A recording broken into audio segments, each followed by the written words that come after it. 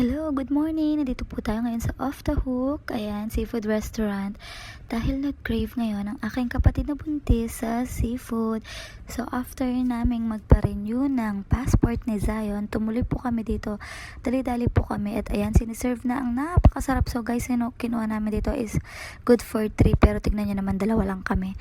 So, ang dami niyan. Kasi feeling daw ng kapatid ko, hindi namin mauubos yung or bitin kami sa solo. So, ayan, ganyan ang karami ang nakuha namin, guys. At alam nyo ba, napakasarap at sobrang cravings namin to. Tagal na namin di nakakapag-seafood. So, ubusin namin tong dalawa kasi sayang naman yung binayad kung hindi ubusin, di ba? Maraming bata ngayon di nakakakain. Char. So, ayan, sarap kami at gutom na nga kami dyan kasi nga sa kakahintay nga. Ayan, wala kaming ibang ginawa kundi kumain. And talaga nilantakan namin talaga yan. Wala kami sinayang kahit mga mais, kinain lahat namin. Dahil napakasarap, tignan nyo. Laki-laki naman ng crab na yan.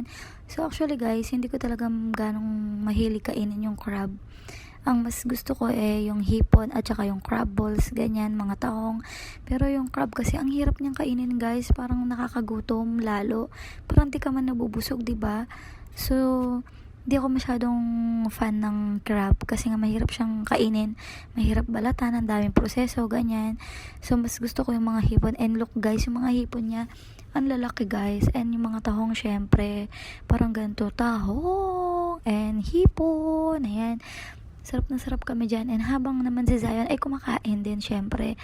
Dito nga pala yan sa Abu Dhabi. So napakadaming makakainan dito na seafood guys, kung gusto nyo man or kung mag-crave man kayo kahit anong oras man yan, talagang napaka bilis lang yan. And look guys, tignan nyo naman, naubos na namin konti na lang guys, diba? Paramihan ko sinong tatalo pa kami dito, pa kami dyan kung sino yung mas maraming nakain. Sabi ko sa kanya mas marami ako, kaya dapat ubusin na yan kasi siya naman nag-crave dyan, sayang yung binayad para sulit. O sige, dyan lang po, bye guys.